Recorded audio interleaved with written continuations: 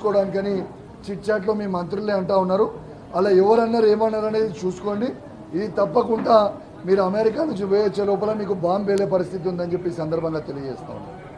అదేవిధంగా ఇవాళ నేను ఒక్కటే అడుగుతా ఉన్నాను. హుజురాబాద్ నియోజకవర్గంలో శాచ్యురేషన్ మోడ్లో దళిత బంధు అని ఒక పైలట్ ప్రాజెక్ట్ ఇస్తే రెండో విడత దాదాపు 5,000 మందికి రెండో విడత ఇవ్వాలి.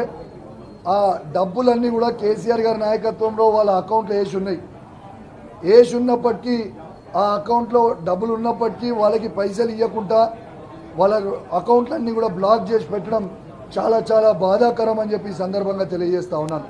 నిన్న హుజురాబాద్లో నిన్న 3-4 మంది దళిత మిత్రులు ధర్నా చేసిర్రు.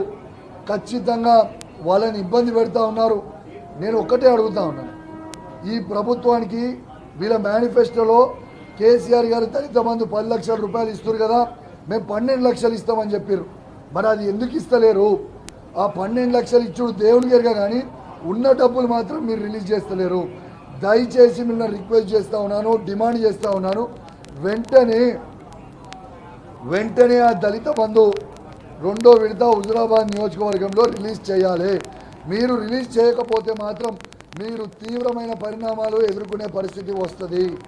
నేను ఖచ్చితంగా ఈ దళిత బంధు గురించి అసెంబ్లీలో మాట్లాడదాము, మైక్ ఇవ్వండి అని అంటే వీళ్ళు మైక్ ఇచ్చే పరిస్థితి లేదు. అందుకే ఇవాళ వరకు చూసినా మైక్ ఇస్తేనేమో మైక్ ఇస్తలేరు. కాబట్టి ఇవాళ మీడియా పాయింట్లోనే వచ్చి మాట్లాడిపోతున్నా.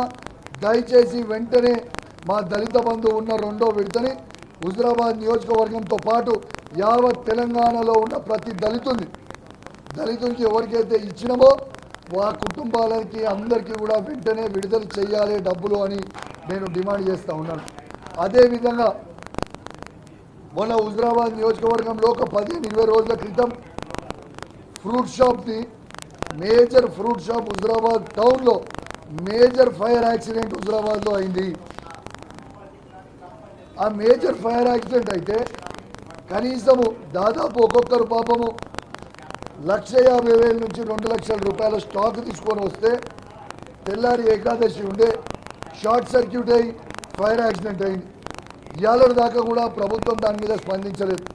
ఒక బాధ్యత కలిగే ఎమ్మెల్యేగా నా జీతం నుంచి 4,10,000 రూపాయలు వాళ్ళకి నేను డైరెక్ట్గా ఒక్కొక్కరికి 10,000 రూపాయల లెక్క ఇచ్చిన, 1,00,000 రూపాయలు పెట్టి షెడ్లు వేయించిన.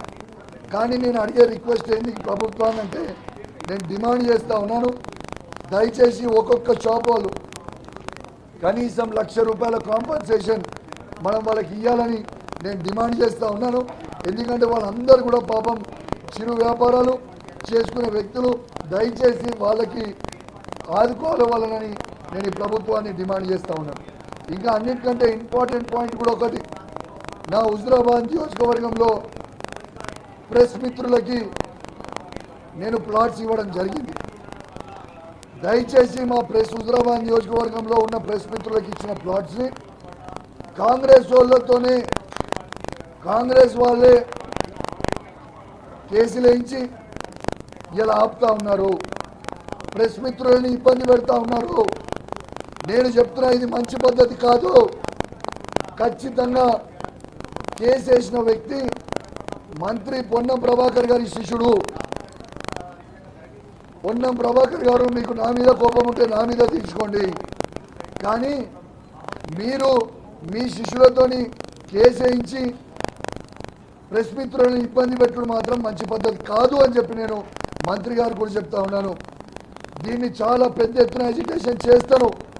మీరు మీ వాళ్ళతోని మర్యాదగా కేసు విత్డ్రా చేసుకొని ఆ ప్రెస్ మిత్రులు పాపం ఒక్కొక్కరు వాళ్ళ జీవితంలో 40 ఏళ్ళు పనిచేసిన సీనియర్లు ఉన్నారు. వాళ్ళందరూ కూడా వాళ్ళ కడుపు మీద కొట్టడం నీకు తగ కాదు అని చెప్పి నేను చెప్తా ఉన్నాను. చాలా కష్టపడి కేసీఆర్ గారిని ఒప్పించి ప్రెస్ మిత్రులకి అందరికీ కూడా ఇవాళ హుజురాబాద్లో ఇస్తే ఇట్లా ఇబ్బంది పెట్టడం మాత్రం మంచి పద్ధతి కాదని తెలియజేస్తూ, ఖచ్చితంగా మళ్ళొక్కసారి చెప్తున్నా, ఆ ప్రెస్ మిత్రులందరినీ కూడా ఖచ్చితంగా వెంటనే ఆ ప్లాట్ను రిలీజ్ చేయాలని చెప్పి నేను డిమాండ్ చేస్తూ సెలవు తీసుకుంటా ఉన్నాను. జై తెలంగాణ, జై KCR. Thank you very much.